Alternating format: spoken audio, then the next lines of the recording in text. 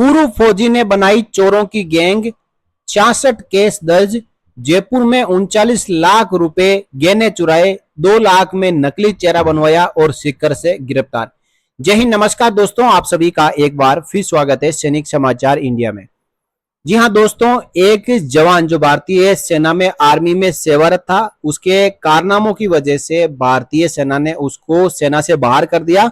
लेकिन बाहर आने के बाद इसके कारनामे और ज्यादा बढ़ गए और ये एक शातिर अपराधी बन गया।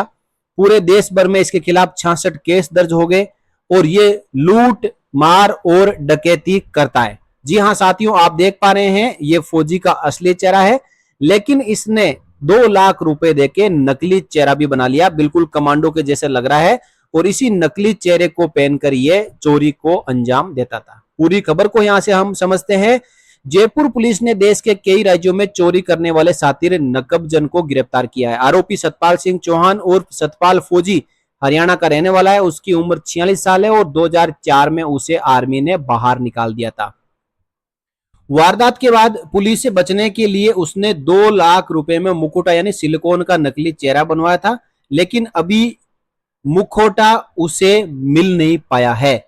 यानी ये जो मुखौटा बनवा के वो चोरी करने के बाद घूम रहा था, पुलिस की पहुंच से दूर रहने की कोशिश कर रहा था।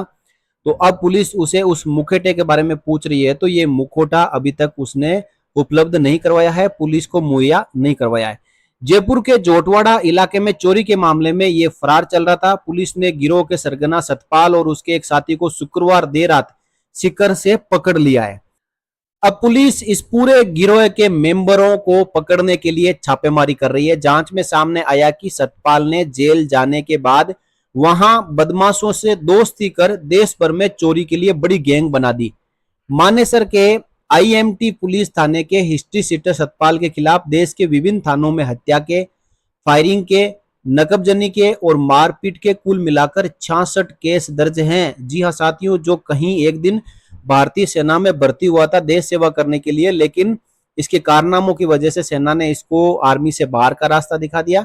लेकिन ये फिर भी नहीं माना, बाहर आके इसने चोरों की गैंग बना डाली और 66 केस इसके खिलाफ दर्ज है। पुलिस ने आरोपी के कब्जे से चोरी के कुछ गहने, कुछ रुपए और वारदात में जो इस्तेमाल कार की जा रही थी उस कार को जब्त किया है।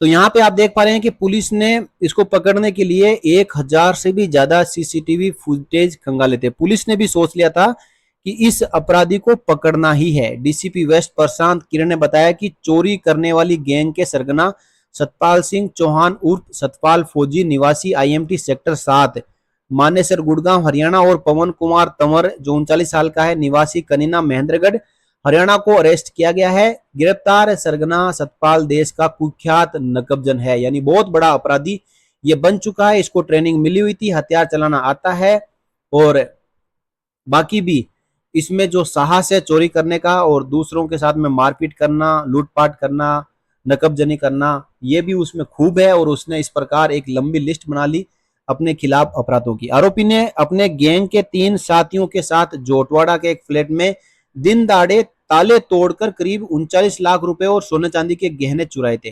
परिवार ने 12 जून को थाने में रिपोर्ट दर्ज कराई। घटना के बाद आरोपियों को पकड़ने के लिए जोटवाड़ा थाना पुलिस ने 1000 से भी ज्यादा सीसीटीवी फुटेज खंगाले और आखिरकार सतपाल फौजी को पकड़ लिया। टेक्निकल टीम के कांस्टेबल राज महेंद्र सिंह को इनपुट मिला कि सतपाल दिन में सूने फ्लैटों में चोरी करता है।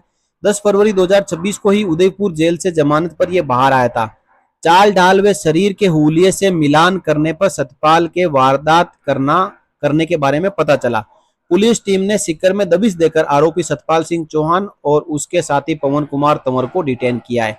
अब पुलिस में दोनों आरोपियों ने अपनी गैंग के अन्य मेंबर की मदद के साथ चोरी करना वसूल कर लिया है।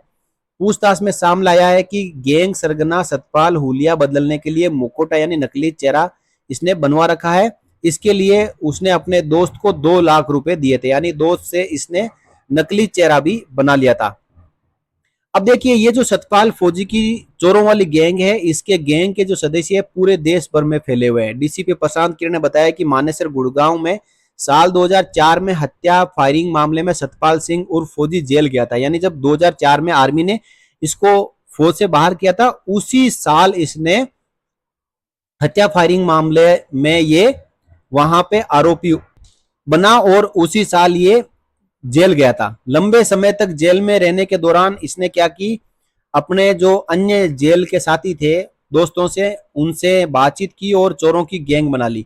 देश के अलग अलग राज्यों के बदमाशों से दोस्ती कर गैंग बनाई। और फौजी तो पता ही होता है कि पूरे देश भर में इसके तार होते हैं, जान पहचान होती है। और इसी ने उसी चीज का फायदा उठाते हुए जेल में भी लोगों से सांठगांठ की, जान पहचान बनाई और देश भर में अपने जो सूत्र है वो छोड़ दिए। अब जमानत के बाद वर्चस्व बचाने के लिए लोकल लड़कों को अपने साथ जोड़ लिया। चोरी नकबजनी में अच्छा माल मिलने पर धीरे धीरे देश के अन्य शहरों में भी चोरी की वारदात शुरू कर दी। रुपयों को लालच देकर अपने रिश्तेदार, दोस्त व गांव के लड़कों को यह इस्तेमाल करने लगा। इसका गिरोह हरियाणा, राजस्थान, दिल्ली, गुजरात, पंजाब, मध्य प्रदेश और साउथ इंडिया में एक्टिव है।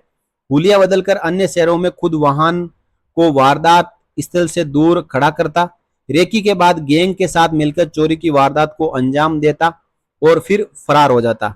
चोरी के दौरान गैंग का टारगेट रहता था कि वारदात को 1 मिनट के अंदर ही पूरा करना है।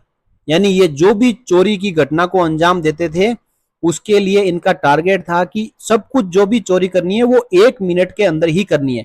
तो अब आप समझ सकते हैं कि कितनी खतरनाक गैंग है। और ये रेकी जो पहले करते थे वो किस दर्जे की रेकी करते थे कि इनको सब कुछ पहले ही पता होता था कि रुपया कहाँ रखा है, जहां चोरी करनी है वहां रुपया कहाँ रखा है, गहना कहाँ रखा हुआ है और बाकी जो चीजें हैं वो कहाँ रखी हुई है, ताकि टारगेट सीधा उसी पर हो, चोरी करे और वहां से फरार हो जाए। ये पूरा घटनाक्रम जहां पे भी चोरी होती थी वो केवल 1 मिनट में उसको अंजाम दिया जाता था। दोस्तों फौज से बाहर निकालना या निकलना तो इनकी मजबूरी थी, लेकिन इन्होंने जो गैंग बनाई है वो शौक के तौर पर बनाई और जब पैसे आने लगे तो उसके बाद इसने इस गैंग को और ज्यादा विस्तार दिया और पूरे देश भर में नेटवर्क बना दिया और चोरी की वारदातों को अंजाम देने लगे।